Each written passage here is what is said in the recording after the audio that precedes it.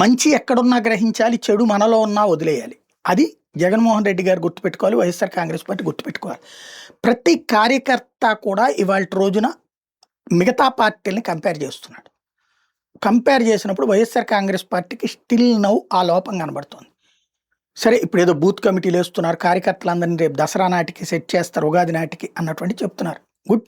But first కావాల్సింది కార్యకర్తల లిస్టులు ఇవే కాకుండా ఎవరైతే రేపు ఆ చేసే నాటికి ఉగాది నాటికి చేద్దాం అనుకుంటున్నారు కదా, అందరూ కార్యకర్తలకి కూడా ఇన్సూరెన్స్ ఉంచేది చూసుకోండి. తెలుగుదేశం పార్టీలో వాళ్ళు కార్యకర్తగా పార్టీతో పనిచేయరు. ఈ ఆన్లైన్లో సభ్యత్వం అంటే కూడా తీసుకున్నారు చాలామంది, లేదా తెలిసిన వాళ్ళు చెప్తే కూడా తీసుకున్న వాళ్ళు ఉన్నారు. ఎందుకయ్యా అంటే ఇన్సూరెన్స్ మస్ట్. అక్కడ జనసేనలో కూడా ఇన్సూరెన్స్ మస్ట్. వీళ్ళు కొంత డబ్బులు కడతారు జనసేనలో, తెలుగుదేశంలో అయితే అది కూడా లేదు. డైరెక్ట్గా అంటే పార్టీకి ఫీజు ఎంత ఉంటుందో దాంట్లో నుంచినే తీసుకుంటున్నారు. ఆ డబ్బులతో పాటు వాళ్ళు మిగతాది వేసి జాయింట్గా ఇన్సూరెన్స్ పెడుతున్నారు. ఇప్పుడు నాగబాబు గారును పవన్ కళ్యాణ్ గారు లేకపోతే వేరే పార్టీ ఎమ్మెల్యేలు నాయకులు చెక్కులు ఇస్తున్నారు ప్రతి నెల కూడా. ఎవరిది? కార్యకర్తలు ఇట్లా ఇన్సూరెన్స్ కట్టినటువంటి వాళ్ళు పార్టీ కార్యకలాపాలను చనిపోలేదు, మామూలుగా యాక్సిడెంట్ అయి చనిపోయినా లేకపోతే సహజ మరణం అయినా ఏం జరిగినా సరే ఫాలో అప్ పార్టీ చేస్తుంది. చేసి ఇన్సూరెన్స్ కంపెనీల వాళ్ళతో మాట్లాడి ఆ డబ్బులు చెక్కులు తెప్పించి ఆ చెక్కులు వీళ్ళ చేతుల మీదకి ఇస్తున్నారు. ఆ కుటుంబం ఇప్పుడు భర్త చనిపోయినటువంటి భార్య ఈ 5 లక్షల రూపాయలు వస్తే ఒక చిన్న వ్యాపారం పెట్టుకుంటుంది, లేదా పిల్లలపైన డిపాజిట్ చేసుకుంటుంది. ఒక జీవితానికి భరోసా. తెలుగుదేశంలో అట్లాగే ఉంది.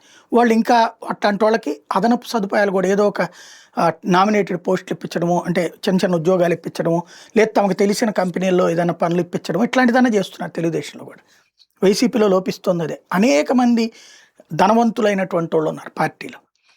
ఇప్పుడు ఎమ్మెల్యే క్యాండిడేట్కి తెలిసిన వాళ్ళు ఎవరన్నా పోతే ఓ 10,000 25,000 చేతిలో పెట్టి వస్తున్నారు. అది దహన ఖర్చులకు కూడా చాలట్లేదు వాళ్ళ రోజులు.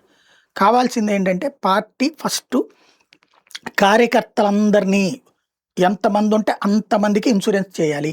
అది వాళ్ళ దగ్గర నుండి తీసుకుని సగం పార్టీ కడుతుందా లేకపోతే మొత్తానికి పార్టీనే కడుతుందా, అత్యంత వేగంగా చేయాలి. నేను పల్లె ప్రాంతాల్లో కనుక్కుంటున్నప్పుడు మాట్లాడుతున్నప్పుడు చాలామంది చెప్తుంది అదే, టీడీపీ జనసేనలో సభ్యత్వం అయితే కనుక కార్యకర్తకి లైఫ్ ఉంటుందండి, చచ్చిపోయినా సరే ఇస్తున్నారు, అట్లా కార్యకర్తకి ఏదైనా ఇబ్బంది ఉంటుంది. వీళ్ళు కార్యకర్తగా మొన్నటిసారి ఎవరికి ఏ ప్రయోజనం చేకూర్చలేదన్న మంట ఉంది కదా. ఇప్పుడు ఆ ఇన్సూరెన్స్ ఒకటి సీరియస్గా తీసుకోవాలి. రెండవది వచ్చేటప్పటికి పార్టీని ఒక టీమ్గా తయారు చేయడం, బూత్ స్థాయి కమిటీల దగ్గర నుంచి పై స్థాయి దాకా వాళ్ళందరికీ వాట్సాప్ గ్రూపులు, వాళ్ళకి ఏ ప్రాబ్లం వచ్చినా చూసుకునేటట్టు ఉండాలి.